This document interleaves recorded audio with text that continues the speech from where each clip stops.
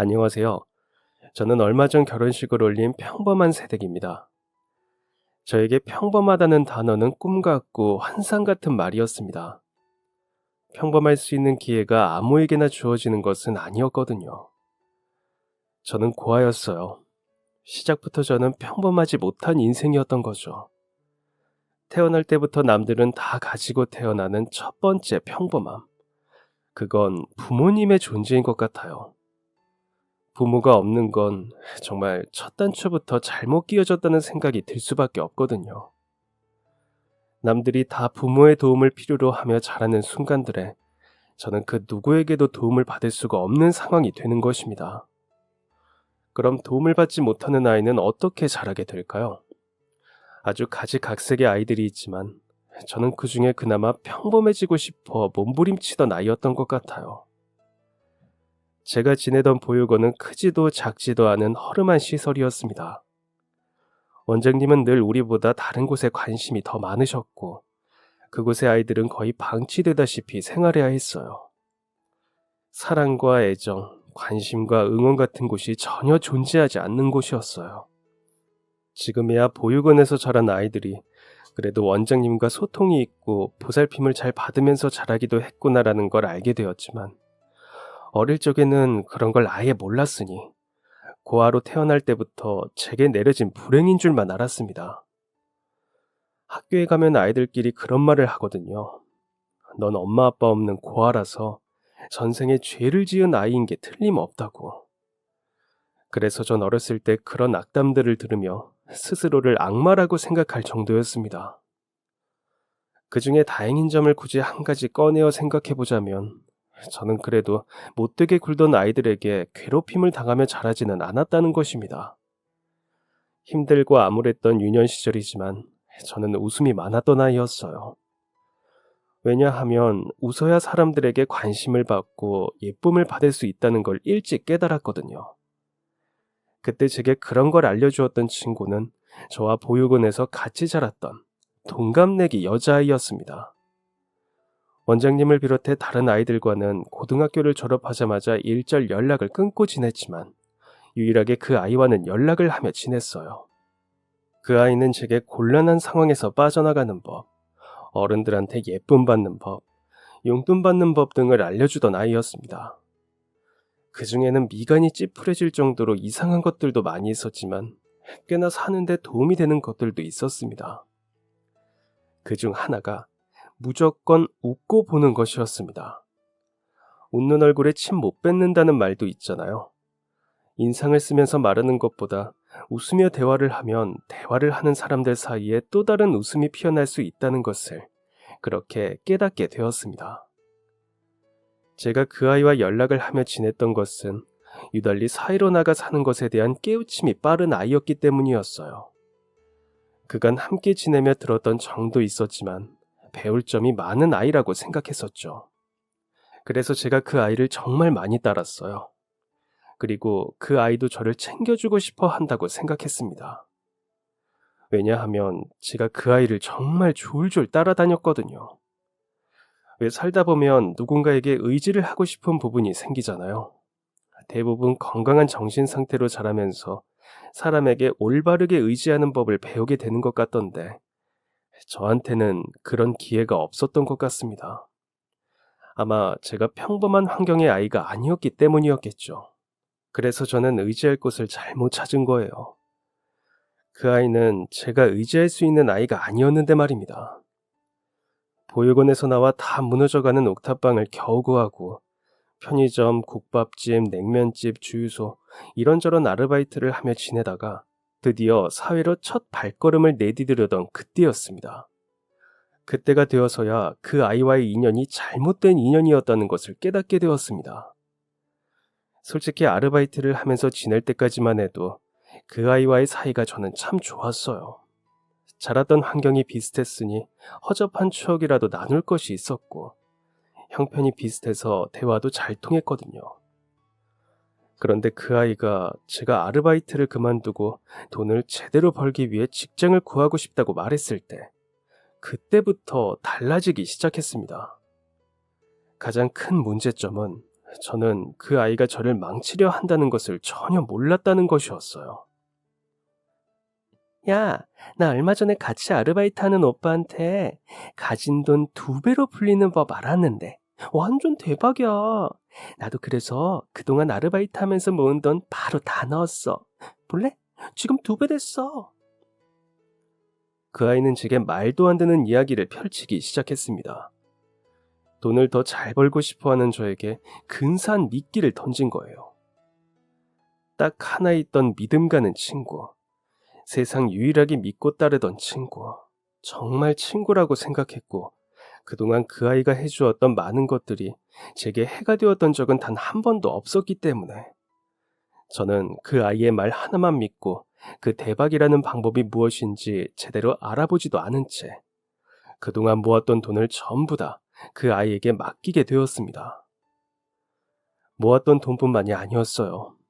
자기가 하는 그대로만 하면 된다고 아르바이트 하는 곳에서 월급을 갑을 받아 투자했다고 하는 그 아이의 말만 믿고 저도 사장님들께 월급을 갑을 받아 몽땅 친구에게 넘겼습니다. 그러던 어느 날 그 아이는 갑자기 종적을 감추어 버렸습니다. 정말 티끌만큼의 의심도 하지 않았던 저는 친구가 연락이 끊긴 것이 너무나도 비현실적인 일처럼 느껴졌습니다. 한순간에 저를 알거지로 만든 사람을 여전히 친구라고 생각하고 말도 안 되는 믿음으로 기다리고 또 기다렸죠. 하지만 그 아이의 모습은 드러내지 않았습니다. 지금 생각해보면, 아니 어쩌면 제 이야기를 듣는 많은 분들이 어떻게 그렇게 멍청한 행동을 할 수 있느냐고 비난하실지도 모르겠습니다. 비난하셔도 할 말은 없어요. 제가 생각해도 정말 멍청하고 안일했던 행동이었으니까요. 뒤늦게 그 아이가 나를 가지고 장난친 것을 깨닫고 사기에 당했다며 경찰을 찾아가 보았지만 할 수 있는 게 없다는 답변만 돌아왔어요. 서류종이 한 장, 어떤 증거 한 장 남아있지 않고 직접 그 아이에게 돈을 뽑아다 바친 제게 희망은 존재하지 않았습니다. 모르겠어요. 어쩌면 돈 많이 주고 변호사를 고용했더라면 무엇 하나라도 해볼 수 있었을지도요. 하지만 저는 그때 겨우 20살을 넘긴 나이였고 세상은 저에게 절망만 가져다 주었습니다. 가장 믿었던 친구마저도요. 믿었던 친구에게 사기를 당해 알거지가 된 저는 삶이 힘들어졌습니다. 아르바이트 가불까지 해서 돈을 갖다 부었으니 더 막막한 상황이었어요. 원래도 힘들게 살던 제가 가진 돈을 다 잃고 다시 메꿀 돈이 없어지니 빛을 노르시더군요. 그래도 그렇게 모든 것을 포기할 수는 없었습니다. 언젠가 그 친구가 다시 나타날 거라고 생각했으니까요. 다시 나타난다면 복수든 용서든 원망이든 실컷 할 수 있을 테니 꼭 다시 만나고 말겠다는 생각으로 하루하루 악착같이 버티려 했습니다. 다 정리하고 직장을 찾아보려던 제게 당장 쓸 돈이 없으니 아르바이트를 그만두지도 못하는 상황이 되어버렸고 저는 그렇게 새로이 내디뎌 보려던 발걸음을 보류한 채 지옥 같은 시간을 보내게 되었습니다. 그래도 몸을 누일 집이 있었고 밥을 할 수 있는 밥솥이 있어 다행이라고 생각했는데 좋지 못한 일은 늘 한꺼번에 찾아오는 것 같습니다. 좋았던 일도 잘 없었지만요. 일이 잘 되지 않으려고 하니 멀쩡하던 밥통마저 고장이 나버렸거든요. 밥통마저 고장이 나고 나니 집에서 밥도 해먹질 못하고 매 끼니를 라면으로 때워야 했습니다. 차라리 잘 된 거라 생각해봤어요. 밥을 해먹으면 반찬 생각이 날 테고 라면은 그 한 봉지만 먹어도 다른 생각 없이 배가 부르니 다행인 거라고 말이에요. 지금 생각해보면 지질이 궁상처럼 보일지 몰라도 라면으로나마 한 끼를 때울 수 있는 것이 다행이라고 생각하면 슬프고 우울했던 마음이 조금은 괜찮아지는 기분이 들었습니다. 그렇게 힘든 나날을 보내고 있던 어느 날 평소처럼 아르바이트를 다녀오는 길에 전봇대 밑에서 운명처럼 아련하게 빛나고 있는 밥솥 하나가 눈에 들어온 것입니다. 겉보기엔 멀쩡해 보였고 옆에 놓여진 쓰레기들로 보아 누가 버려둔 것 같이 보였어요. 쌀밥이 아니라 라면을 먹는 게 다행이라고 생각했던 저였지만 그 밥통을 보는 순간 김이 모락모락 피어오르는 따뜻하고 새하얀 쌀밥 생각이 났습니다. 매 끼마다 라면으로 때우는 건 계속 라면을 구매해야 하기 때문에 따지고 보면 그렇게 경제적인 방법이 아니기도 하고, 남이 버린 밥솥을 줍는다는 게 썩 내키진 않았지만 늘 그랬듯 저는 찬밥 더운 밥을 따질 처지가 아니었어요. 제발 고장난 밥통만 아니어달라고 기도하며 그 밥통을 주어 집으로 향했습니다. 그런데 집으로 돌아가 밥통이 돌아가는지 테스트해보려고 뚜껑을 열어본 저는 그만 깜짝 놀라고 말았습니다. 텅 비어있거나 부속품이라도 제대로 들어있으면 다행이라는 생각을 하며 열어본 전기 밥솥 안에는 돈다발이 들어있었거든요. 그걸 보는 순간 안 그래도 조용한 집안의 모든 잡소리가 차단되고 귓가에는 오직 제 심장 뛰는 소리만 들려오기 시작했습니다. 돈이다. 비록 혼잣말이었지만 뱉어놓고 누군가 듣기라도 할까 얼른 손으로 입을 틀어 막았습니다. 반사적인 행동이었어요. 제가 고장난 밥통이 아니라 돈다발을 주었다는 사실을 숨기고 싶은 본능이었습니다. 그러고는 심장이 떨려 그 돈을 이러지도 저러지도 못한 채 밥솥 뚜껑을 닫아버렸습니다. 도대체 버려진 밥통 안에 왜 저런 돈다발이 들어있는 걸까? 나 혼자 있는 집 아무도 저를 보진 못했지만 왠지 자꾸만 누군가 저를 지켜보고 있을 것 같은 생각이 들었습니다. 고된 하루 끝 배고픔도 잊어버린 채 아무것도 하지 못하고 저는 그렇게 멍하니 앉아 굳게 닫힌 밥솥의 뚜껑만 바라보았어요. 두근거리는 심장을 붙들고 얼마나 시간이 흘렀을까요? 체감상 1시간은 좋게 넘는 시간이 흐른 듯 했습니다. 분명 누군가 애타게 찾고 있겠지. 더 오랜 시간이 흐르면 안 될 것 같다는 생각에 얼른 일어나 겉옷을 챙겨 입고 밥솥을 끌어안았습니다. 한 팔로는 밥통을 끌어안고 한 손으로는 현관문을 열고 집을 나서면서 생각했어요. 남의 돈을 그냥 가진다는 건 가난한 것보다 훨씬 더 괴롭고 힘든 것이구나 하고 말입니다. 그게 제가 1시간 동안 돈다발을 가져본 후에 깨달은 점이었습니다. 다시 그 자리로 가져다 놓을까 하다가 혹시 그렇게 했다간 저처럼 유혹을 이기기 힘든 사람의 손에 넘어갈 것만 같아 경찰서에 전화를 걸었어요. 여보세요? 제가 전봇대 아래에서 밥통 하나를 주었는데요. 꼭 버려진 것처럼 생겨서 그런데 집에 가서 열어보니 이 안에 돈이 들어있었어요. 지폐가 꽤 많았는데 큰돈 같아서 경찰서에 전화를 드렸는데 혹시 도와주실 수 있나요? 제 전화를 받은 경찰관은 깜짝 놀라며 밥솥의 색깔이 무슨 색인지를 물어왔습니다. 흰 바탕의 뚜껑은 붉은 빛이 돈다고 설명을 했더니 지금 그 밥솥을 찾는 사람이 찾아왔다는 말을 하더군요. 저는 곧장 그리로 가겠노라고 대답하고는 밥솥을 들고 그 사람이 기다리고 있다는 파출소를 향해 달렸어요. 그리곤 달려가는 내내 부끄러운 마음이 치솟았습니다. 잠시나마 밥통 안에 들어있던 현금 다발을 보고 가슴이 떨렸던 제 자신이 창피하고 한심해서였습니다. 파출소에 도착하니 경찰관 한 분과 어떤 아저씨 한 분이 기다렸다는 듯 저를 향해 다가왔어요. 점기 밥솥을 품에 안고 들어갔으니 제가 전화를 한 사람이라는 걸 단박에 알아본 것 같았습니다. 이거 맞습니다. 저희 집 밥솥입니다.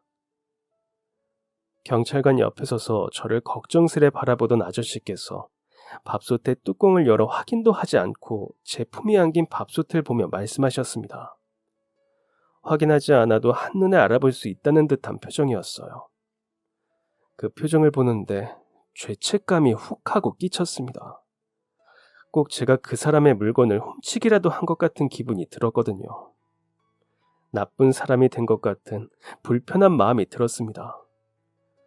그래서 저도 모르게 그 밥솥을 두 손으로 잡고 아저씨를 향해 불쑥 내밀며 고개를 숙인 채 소리쳤습니다.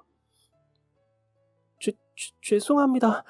그냥 버려진 건 줄 알고 누가 쓰레기 더미 사이에 버린 건 줄 알고 주워다 쓰려 했습니다. 진짜 몰랐습니다. 정말 죄송합니다. 우연히 버려진 밥통을 주었는데 그 안에 돈이 들어있을 줄은 정말 몰랐으니까 그 말을 꼭 하고 싶었던 것 같습니다. 그러면서 제가 했던 행동 때문에 그 아저씨가 가슴줄을 쓸 것을 생각하니 미안한 마음도 동시에 들었고요. 그래서 사과를 했던 것 같아요.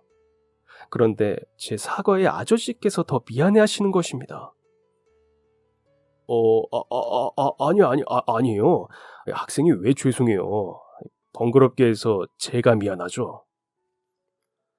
저는 왜 아저씨께서 제게 미안해 하시는지 이해하지 못했지만 그래도 밥솥을 드디어 돌려주었다는 생각에 더 늦기 전에 경찰서로 전화하길 참 잘했다는 생각에 마음이 놓였습니다. 그리고 마음이 놓이니 배가 고파왔어요. 집으로 돌아가면 꼼짝없이 다시 라면을 끓여 먹어야 했지만 어쩐지 그 순간만큼은 지겨운 라면도 맛있게 먹을 수 있을 것 같은 기분이 들었습니다.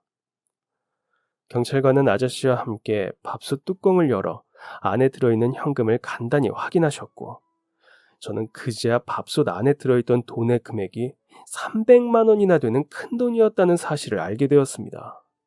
손바닥에 찔끔 땀이 났어요. 금액도 금액이지만 주인 품에 돌아갈 수 있게 되어 정말 다행이었습니다. 그런데 그러던 와중 아저씨가 돌발 행동을 하셨어요. 찾아줘서 정말 고마워요. 이거 얼마 안 되지만 그래도 내 성인이 받아요, 학생. 제가 먼저 그 아저씨가 밥솥을 잃어버린 걸 알고 애써 찾아드린 것도 아니고 그냥 밥솥을 주었다가 우연히 돌려드린 것뿐인데 아저씨는 찾아줘서 고맙다며 밥솥 안에 있던 돈을 대신해 지갑에서 지폐 몇 장을 꺼내 제게 건네셨습니다. 저는 소스라치게 놀라며 아저씨의 손을 밀어냈어요. 돈이라는 존재가 365일 제게 너무 절실한 존재이지만 그 돈은 차마 받을 수 없는 돈이었습니다. 애초에 좋은 일을 하려 했던 의도는 아니었기 때문에 양심이 허락하지 않았고 말이에요. 아니에요. 저한테 왜 돈을 주세요? 저는 그냥 밥솥을 잘못 주었을 뿐인데요.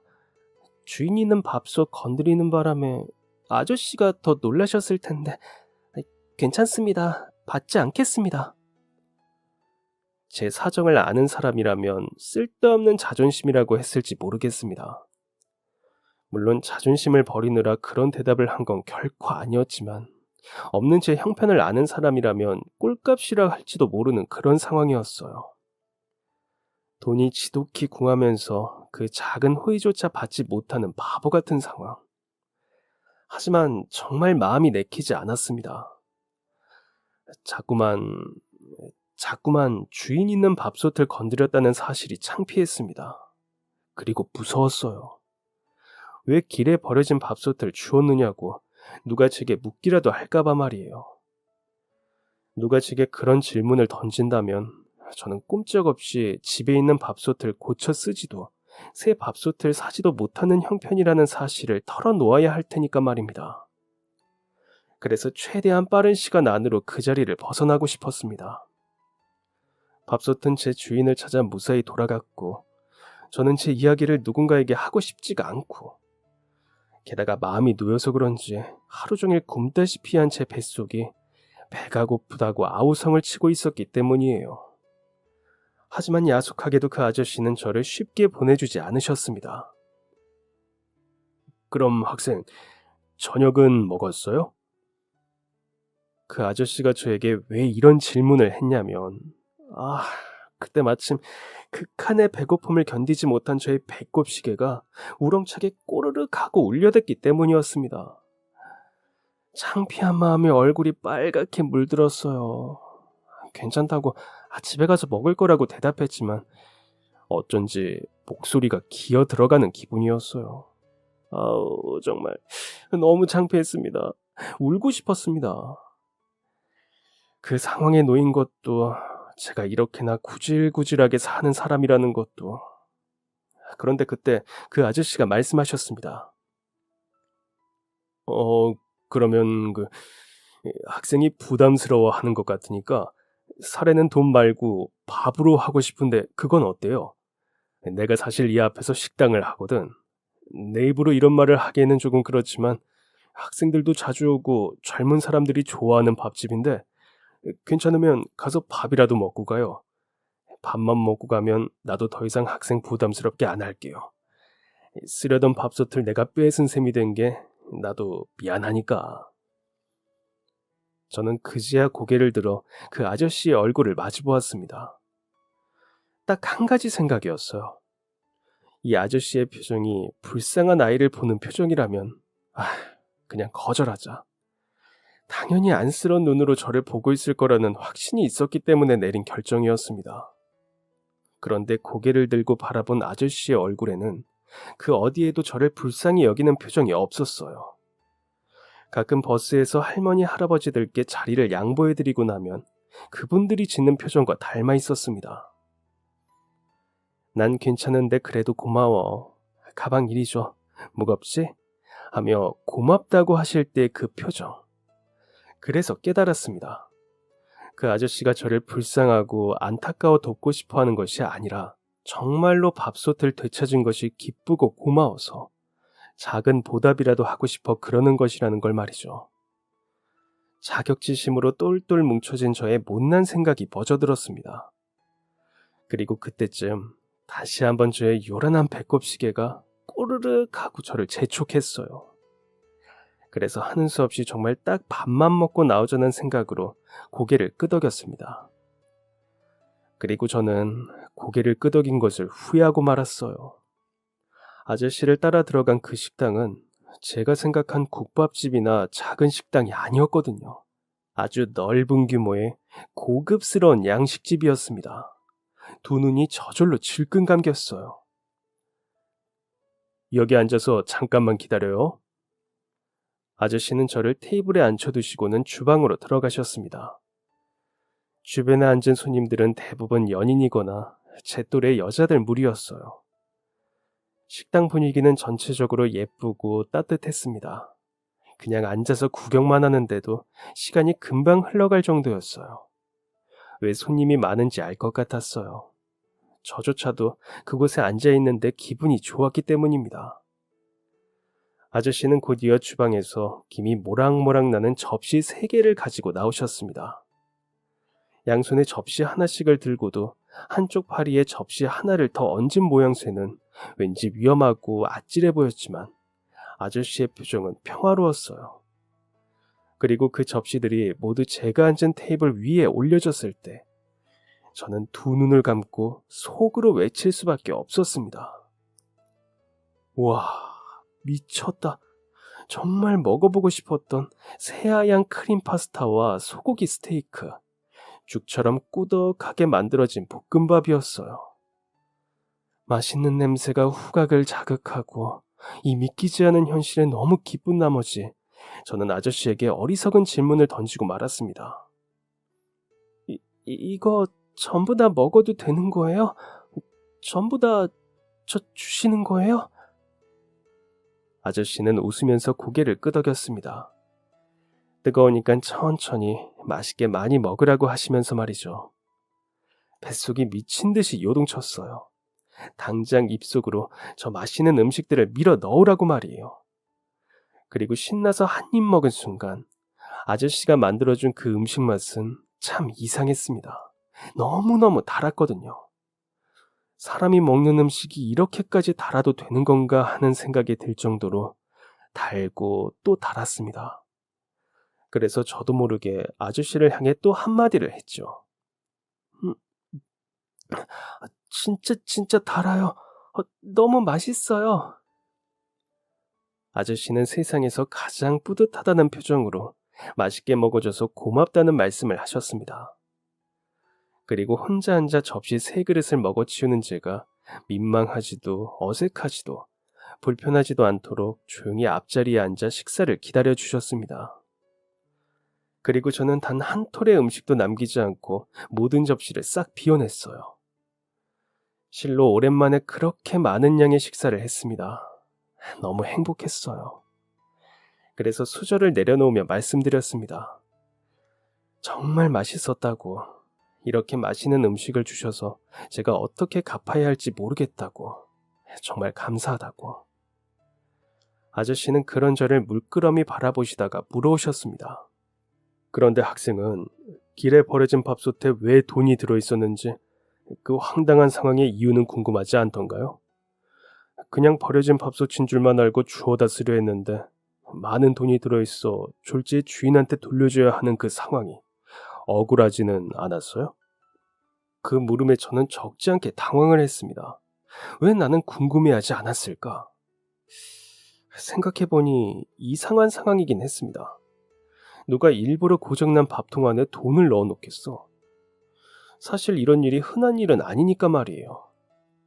아저씨는 사실 오늘 너무 놀라고 마음이 힘들었었다며 밥솥을 되찾고 나서도 마음이 좋지 못했는데 제 덕분에 기분이 나아졌다고 이야기를 시작하셨습니다. 당초에 무슨 말씀을 하시는 건지, 무슨 이유로 그런 말씀을 하시는 건지 상황 파악이 잘 되진 않았지만 귀를 기울였어요. 아저씨의 진솔한 이야기의 말이에요. 그 밥솥은 그냥 우리 집 창고에 있던 밥솥이었어요. 우리 아들 자취할 때 쓰라고 사줬던 밥솥이었거든요. 그런데 더 이상 쓸 일이 없게 되어서 짐 정리하면서 남는 것들을 우리 집 창고에 두었던 건데 그 밥솥에 저희 집 어머니가 손자 맛있는 거 사주신다고 한 푼 두 푼 돈을 모으기 시작하셨나 봐요. 사실 우리 아들이 몇 년 전에 사고로 먼저 떠났거든요. 저랑 애엄마도 힘들었지만 저희 어머니께서 많이 힘들어하셨어요.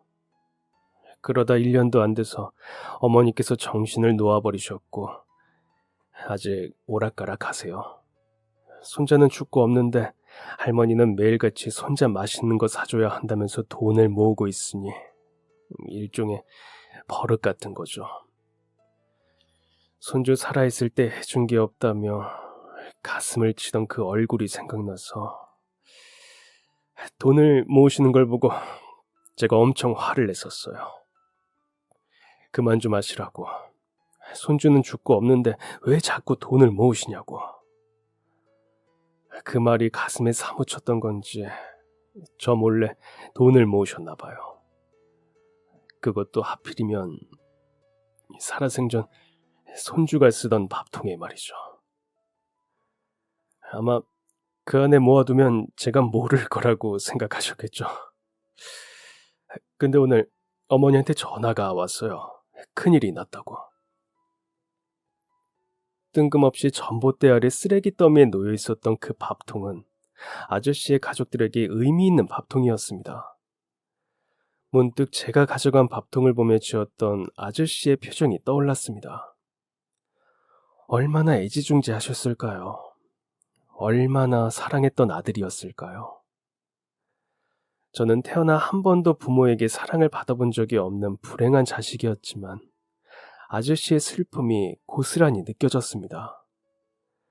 저도 누군가를 사랑하게 된다면 아저씨와 같은 표정을 짓게 될지도 모르겠다는 생각에 말이에요. 아저씨는 어머니라는 분의 전화를 받았을 때 그때의 기분을 되새겨 보시는 듯 잠깐 말을 멈추셨습니다. 그리고 세수하듯 얼굴을 쓸어 넘기고는 뒷말을 이어가셨어요. 갑자기 전화가 와서 호들갑을 떠니까 무슨 일이 생긴 줄 알고 긴장했어요. 근데 창고에 밥통이 없어졌다는 거예요. 일은 바쁜데 헛소리를 하시는 것 같아 짜증이 났죠. 근데 어머니가 그러시더라고요. 그 밥통 안에 돈이 들어있다고. 손주 맛있는 거 사주려고 모았던 돈이 있다고. 할 말이 없었어요. 밥통에 왜 돈을 넣어놓냐고 따져 묻지도 못했어요. 못난 아들이 성질을 부리는 바람에 자기 마음대로 돈 한 푼 모으지도 못하고 숨겨 모으셨을 걸 생각하니까 너무 속상해서. 그래서 일을 내팽개치고 집으로 갔어요. 근데 집이 너무 깨끗한 거죠. 도둑이 들었으면 어디 하나 흔적이라도 있어야 하는데 없어진 건 딱 그 전기밥솥 하나뿐이더라고요. 어떻게 된 건지 앞뒤를 몰라 괴로워하다가 어머니가 걱정돼서 설치해두었던 CCTV를 보고 나서야 사실을 알게 됐어요. 한참 창고에서 뭔가를 하시던 어머니께서 그 밥솥을 가지고 현관문을 나서는 모습을 보게 됐거든요. 그 안에 돈이 있는 것도 잊은 채 그걸 직접 자기 손으로 가져다 버리셨을 어머니를 생각하니 어찌나 속상하고 눈물이 나던지. 알고 보니 밥솥은 할머니께서 정신이 온전치 못한 상황이실 때 직접 밖에다 내다 버린 것이었습니다.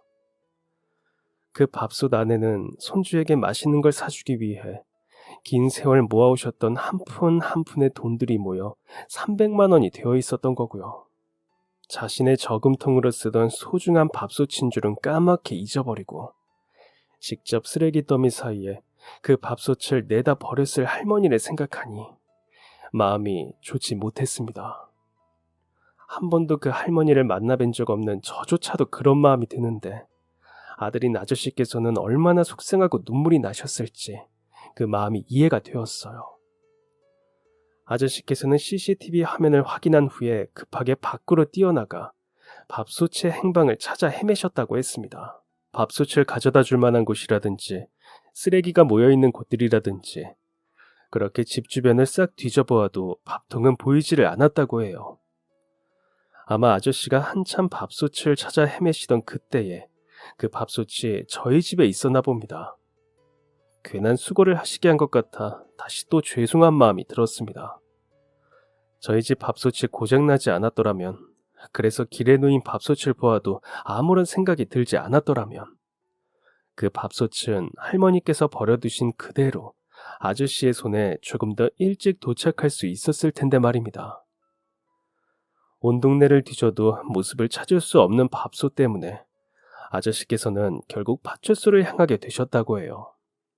사람도 아니고 그냥 돈도 아니고 쓰레기 더미에 버렸을지도 모르는 밥솥을 찾아야 한다는 것이 쉽지는 않을 것이라고 경찰관이 말하던 그 순간 제 전화가 걸려온 것이었죠. 그 순간 얼굴도 모르는 전화기 너머의 사람에게 어찌나 고맙던지. 도둑이 든 것도 모르고 잠만 잤다며 슬퍼하시던 어머니 얼굴, 직접 손으로 가져다 버려놓고 애먼 도둑 탓을 했다며 괴로워하시던 어머니 얼굴이 떠오르면서 당장 전화를 걸어 안심하는 어머니의 목소리를 듣는 순간 결심했어요. 이 밥솥 찾아준 사람에겐 뭐라도 해주겠다고. 근데 음식은 입맛에 맞던가요? 앞으로 우리 가게 오면 언제든지 공짜로 먹고 갈 수 있게 해주고 싶어요. 내가 진짜 고마워서 그래. 친구랑 와도 좋고 남자친구랑 와도 좋고 아니면 혼자 와도 좋고 그 정도는 해줘도 되죠? 아저씨께서는 제게 정말로 고마웠다 재차 강조해서 말씀하시며 언제든지 그 식당에 오면 돈을 내지 않고도 음식을 먹을 수 있도록 해주고 싶다 하셨습니다. 속으로는 너무너무 기쁘고 좋은 말이었지만 막상 그럴 수는 없을 것 같았어요. 지금은 그냥 네 감사합니다 하고 일어서는 게 좋을 것 같다. 그렇게 대답하는 것이 아저씨의 기분에 도움이 될 것 같아서 그냥 밥솥을 주었던 사람에게 너무 고마워하지는 않으셨으면 해서 그래서 조용히 고개를 끄덕였습니다. 네, 그래도 된다면 감사한 마음으로 꼭 다시 올게요. 해주신 음식들 너무 맛있었어요. 그리고 이런 말씀 실례일지 몰라도 아드님과 할머님 일로 지쳐있을 아저씨께 조심스럽지만 힘내시라고 말씀드리고 싶어요. 비록 아무것도 아닌 제가 드리는 말씀이 한찮게 느껴지실진 몰라도요. 아저씨는 제 어설픈 위로에 살며시 미소 지으며 고개를 끄덕이셨습니다. 그렇게 저희 말을 마지막으로 그만 자리에서 일어서려는데 아저씨가 저를 따라 일어서며 부탁 하나만 해도 되겠느냐고 하시더군요. 다음에 올 때 나도 그림 하나만 그려줄래요? 마침 우리 가게에 걸어놓을 그림이 필요했거든. 갑작스런 말씀에 도통 무슨 말을 하시는지 몰라 당황한 얼굴로 바라보니 아저씨께서 손가락으로 제 신발을 가리키셨어요.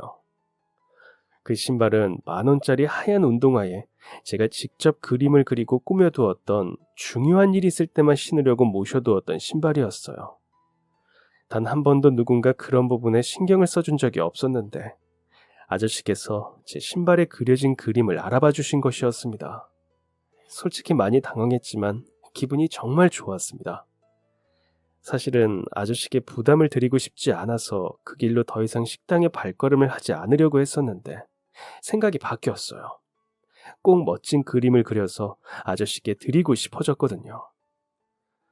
저는 아저씨께 고개를 끄덕이고 빨리 그림을 그려야겠다 속으로 다짐하며 그렇게 그 식당 문을 벗어났습니다.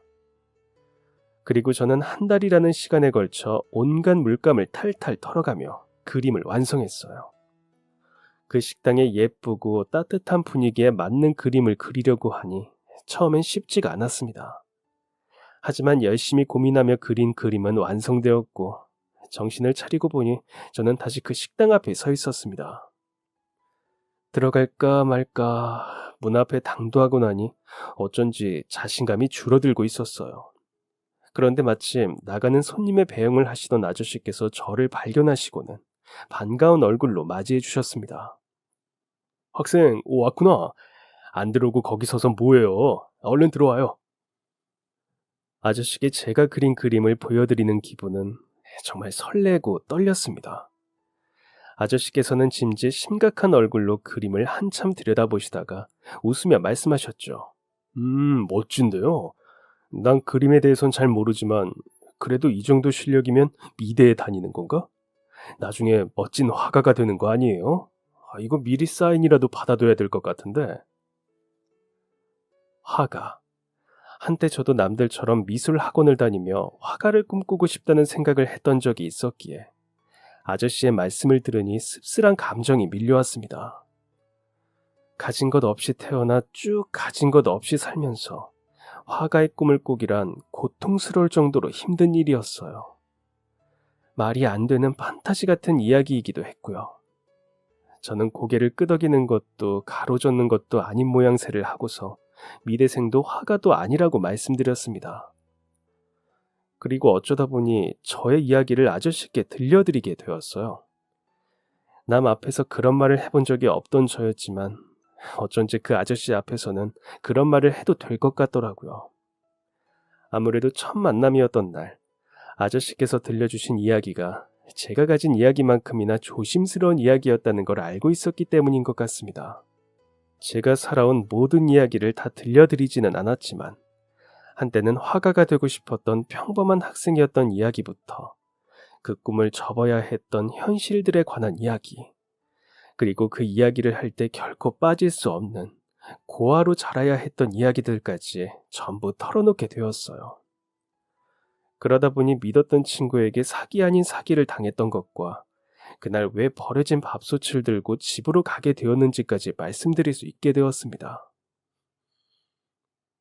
버려진 줄 알았거든요. 그래서 속으론 참 신기했어요. 새 밥솥을 살 돈이 없는 내 눈앞에 떡하니 주인 없는 밥솥이 나타났으니까 큰 행운이 없어도 소소한 행운이 있다 생각했었죠. 그런데 결국 그 밥솥엔 주인이 있었지만요. 그래도 그 밥솥을 줍기 전처럼 다시 우울하지는 않았어요. 왜냐하면 제 그림을 관심 있게 봐주는 사람을 난생 처음 만났거든요. 별것 아닌 일이지만 약 한 달 동안 제법 즐거웠어요. 아저씨 덕분입니다. 정말 감사합니다. 아저씨께서는 제 이야기를 들으며 차마 제 눈을 마주치지 못하시고 계속 그림을 바라보셨습니다. 학생처럼 보였던 제가 사실은 학생이 아니라는 사실도, 학생도 아닌 그 여자애가 사실은 고아로 자라 달동네 옥탑방에서 밥도 못 해먹고 살고 있다는 사실도, 모든 사실을 알게 되었지만 아저씨의 표정은 침착했습니다. 제 이야기를 듣기 전 그림을 보시던 그 표정처럼 말이에요. 그리고 그렇게 한참 그림을 바라보시던 아저씨께서 제게 던졌던 그 말은 제 평생에 가장 빛나는 말이 되었습니다. 지금 다니고 있는 아르바이트 그만하고 혹시 괜찮으면 우리 가게 취직해서 일해볼래요? 사회로 발걸음을 내딛고 싶었던 제게 하지만 누구 하나 환영해주는 손길이 없었던 제게 너무나도 꿈같은 이야기였습니다. 놀란 눈을 하고 그게 정말이냐?